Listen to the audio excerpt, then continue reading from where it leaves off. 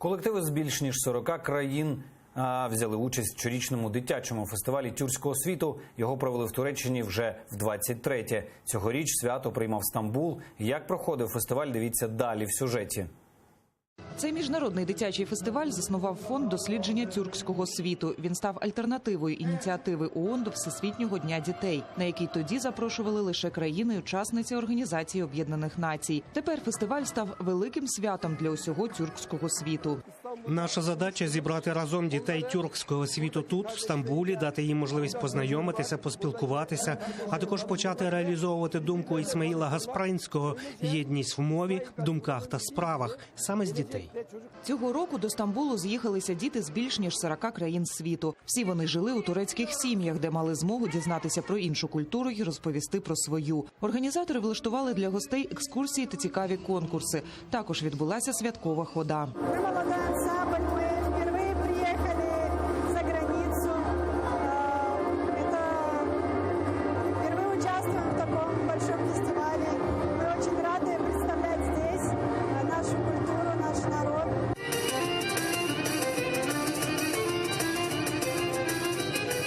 Крим цього року на фестивалі представляв колектив «Фідан». Його керівник Ельмар Усеїнов – відомий кримськотатарський танцюрист. Каже, через танець та костюми намагалися показати усю красу та багатство кримськотатарської культури. Фестиваль на самом деле очень грандиозный. Здесь столько тюркскоязычных стран.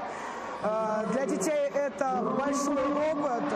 Но в то же время, как и для меня, в первую очередь мы показываем здесь Крым и свою нацию. Это мы должны показать про нее. Всі повинні знати про нашу націю.